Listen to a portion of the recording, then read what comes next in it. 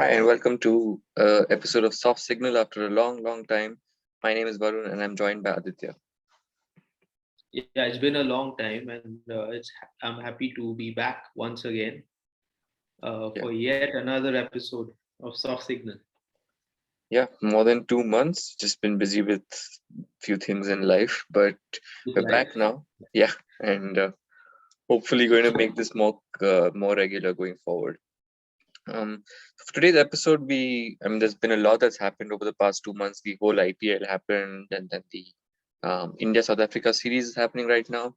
But we're just going to focus on one person who's actually, I think, both of one of our favorite cricketers for both of us, and that's Dinesh Karthik, the Renaissance man of Indian cricket, the comeback kid. You can call him whatever you want. Not much of a kid now. He's 37, but yeah, just an appreciation episode for him. I mean, we both admired him for a while now, so we just thought we'd talk about him. So why don't you start with your first memories of uh, him and what you thought when he first came onto the scene? Yeah, so I think he came on to this. He made his debut for India way back in 2004. In If memory serves me correct, it was a ODI match against England in England, Yeah, and he was the wicket keeper batsman, of course, and he came in at number seven, and he looked absolutely out of his place. I still remember that match. India was batting first. The ball was doing something, and the top order had struggled, and he came in and he continued to struggle, and then eventually he got run out or something for not too many. That was my first memory of Dinesh Karthik, and honestly, at that time, you felt that okay, he's just one other wicket keeper in the line of wicket keeper batsmen that India was hoping to produce. If you remember, this was at a time when India simply could not find a wicket keeper who could bat, and so they had Rahul Dravid as a stand-in wicket keeper, and they even went to the World Cup with him. But after that, I think Rahul Dravid was like, okay, guys, I cannot do this forever, right? It was never his first choice. So then India went looking for wicketkeeper batsmen. I think Dinesh Karthik actually burst onto the scene before Parthiv Patel. No, after just Parthiv after. Patel, just after Parthiv Patel.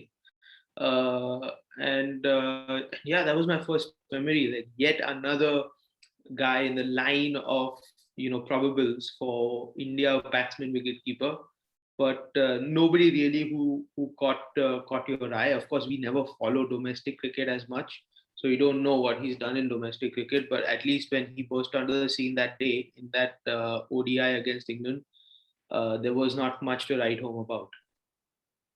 Yeah, you're right. I was just going to say he was part of that revolving door of keepers, and we thought we had found one keeper in Parthiv Patel in tests, but he had also started to fizzle out by then. And then you had this guy debuting in England, and actually I had seen him a few months earlier because I used to that under 19 World Cup was happening between, and there was a semi-final between India and Pakistan, and we lost the match.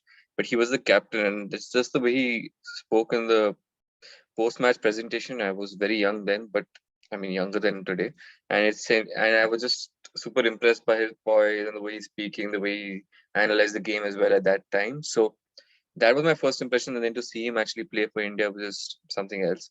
Then I think he played that test match against Australia, that last test where we won by 10 runs or something, and then uh, Yeah. and then yeah, um, thought maybe he'll be part of the squad, but then we all know what happened. A late 2004 in the tour of Bangladesh, Dhoni debuts, and then the rest is history, right? So finally found that keeper, but then in the process, DK's career and even to an extent Parthiv Patel's career just never really took off after at least to the levels that they were expected to. Yeah, exactly. I mean, once Dhoni came in, and the thing is, of course, Dhoni came in and he had an impact straight away. So that always gives you a larger rope. And then very soon, Dhoni became the captain. So then to dislodge a wicketkeeper batsman plus captain Yeah. and win back your spot is obviously next to impossible. I mean, they don't just drop captains from one series to another. So that made it tougher than normal. Also, there was like a brief phase in the middle where Dhoni was the first choice wicketkeeper, but Parthiv Patel somehow, became the second choice in Test matches at least. So that sort of obviously meant that Dinesh Karthik was even further down the pecking order when it came to wicketkeeper batsmen. So yeah, I mean, difficult times. He was also playing in the IPL for a various number of franchises. I mean, I don't remember Dinesh Karthik being at one franchisee for a very long time. So he was kind of shuttling around. Also, interesting that when the IPL draft first happened way back in 2007, and he talks about this on one of the various YouTube shows, I think it was Breakfast with Champions, he says that he expected Chennai to pick him as their wicketkeeper, but they picked Dhoni. So of course, he puts it in a much lighter way, but I think that must have really hurt. Let's be honest. I mean, there's limited spots and a lot of competition, and then even from your, let's say, home franchisee, because Dinesh Karthik is from Tamil Nadu. He was expecting to get picked there, but they picked Dhoni. So it was a tough start for Dinesh Karthik. I think the first few years of Dinesh Karthik's international career were not easy. I mean, to be in and out of the team, not be sure when your next game is quite unsettling, I would think. Yeah, and then he even with he they had Dhoni as a keeper, but then he was opening the batting for India in Tests. I remember he played in the third Test in 2006 in South Africa. He had a great opening stand with, I think, Wasim Jaffer was the other batsman. Then even the tour of England, which we Yeah, won the series, there again he was opening the batting. So he played various roles. In a way, he's like a poor man's Rahul Dravid, where he's been doing a lot of different roles, but obviously not the same levels. And then yeah, he just and then for I think a few years he was out of the team, and then making sporadic appearances.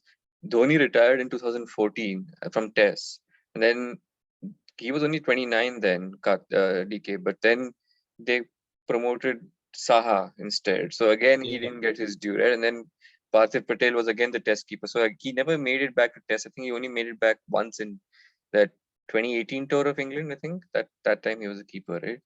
Yeah, I remember that. He was the keeper back in the 2018 tour, but even in that, he was the keeper just for the first two matches, and then they Yeah, brought Rishabh Pant in. yeah. So I think he struggled to kind of cement his place. There's also one interesting thing that comes to mind. There was a T20 international against South Africa.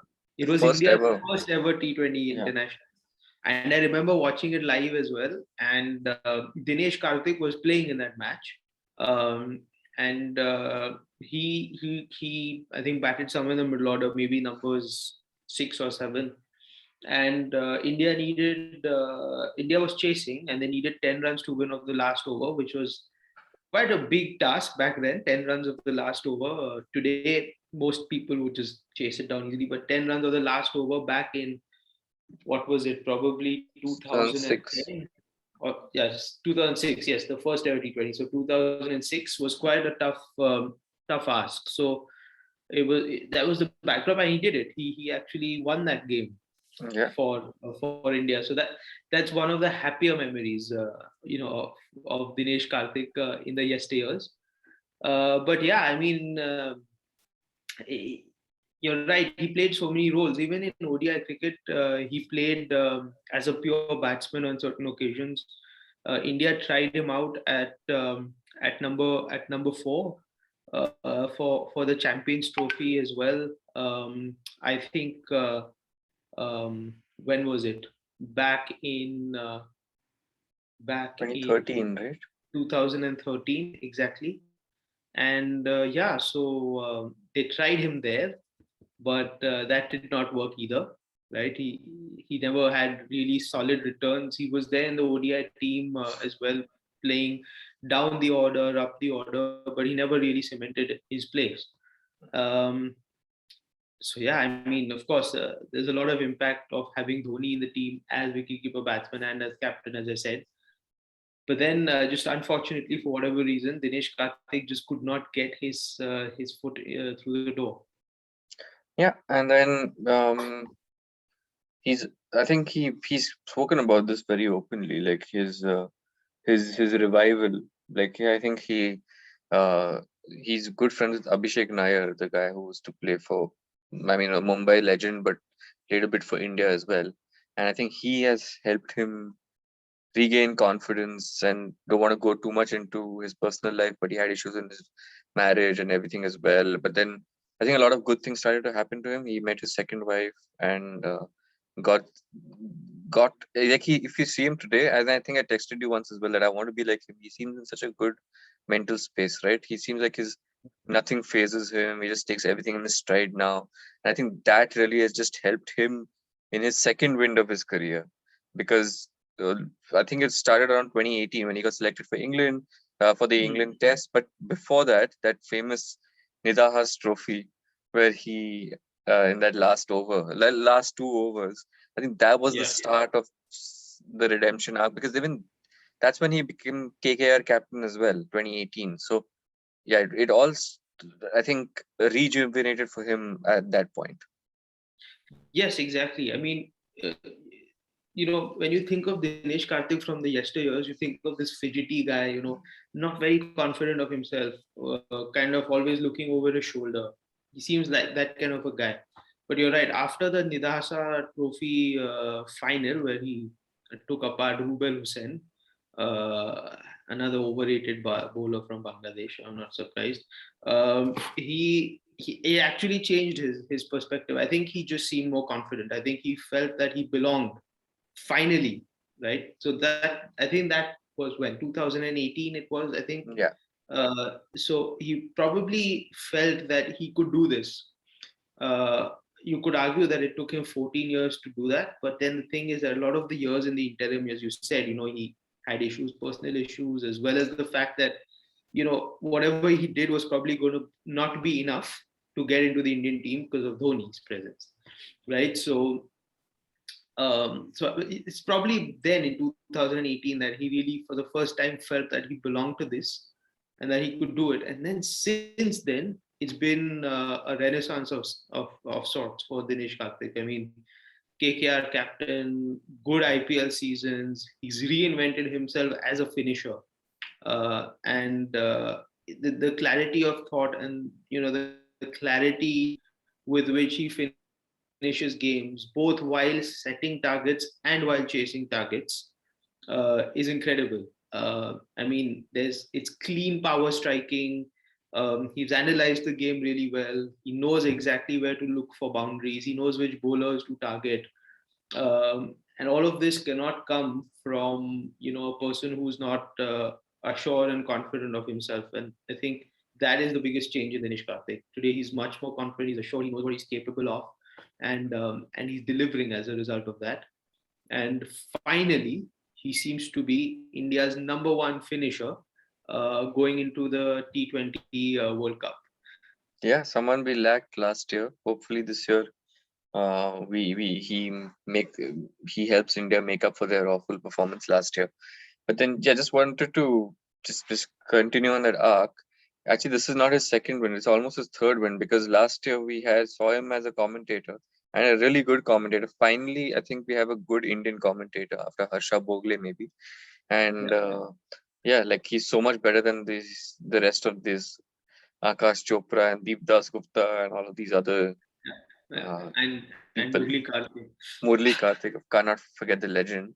But yeah, it's just, he was a commentator last year. Never thought he would, like, he was doing interviews with Kohli and Rohit Sharma and everything, and now he's being picked for India, and very likely that he will play the T20 World Cup. And during the IPL, he was interviewed and he said that it's my goal to play for India again. At 37, after, like, anyone would have thought he's going to retire last year, right? It didn't seem like he was going to ever be near India again, but just incredible. Yeah, yeah, it's incredible. I mean, and you're right. He was a really good commentator as well. I think what he's done is that he's secured his career path after cricket finishes. which, like you said, should have finished by now. But it's not the case for him. It's his second coming, and he's making the most of it. But even after this finishes, I think he secured the fact that he will be a very good commentator, and probably broadcasters would sign him up, because you're right, India lacks a good commentator now. I mean, Harsha Bhogle, Sunil Gavaskar are there. Ravi Shastri is going back into commentary, Yeah. but Sunil Gavaskar isn't the old Sunil Gavaskar, and Ravi Shastri is just full of cliches. But Dinesh Karthik could be the next one, the next good commentator out of India, because you're right, we really need some. I mean, when you nowadays watch some of the home series in India, there's no good commentator. Even the IPL, unless you have the non-Indians commentating, you just have no good commentators. So maybe Dinesh Karthik is going to fill those shoes as well once he hangs up his boots. But I think he's before hanging up his boots, he's still going to do some amazing things as a finisher in Indian cricket. Yeah, I was just going to say, I hope he doesn't get employed by BCCI actually, because there's such a gulf in talent. But yeah, anything that to improve the quality. Yeah, exactly. Okay, and so let's just end with this has been a happy episode anyway. But maybe your favorite memory of him, it could be still to come, but let's just talk about what's happened so far. So one innings or one incident in a match or anything. Why don't you start?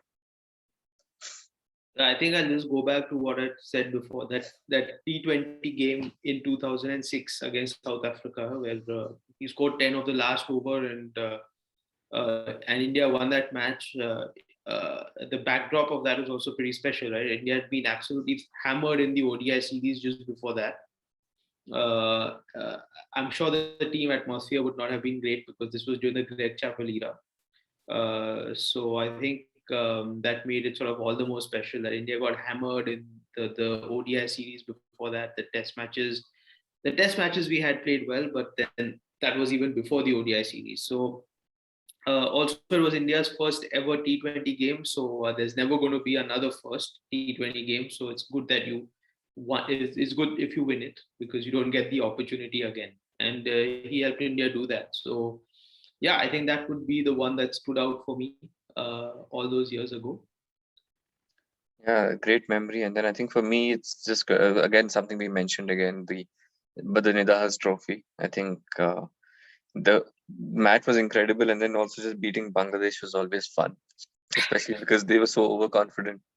That was just incredible because it was played in Sri Lanka, and Sri Yeah, Lankans fans normally don't particularly go for India. There's a rivalry and all, but they were 100% behind India, so it was just like playing in India. It was yeah. incredible to see.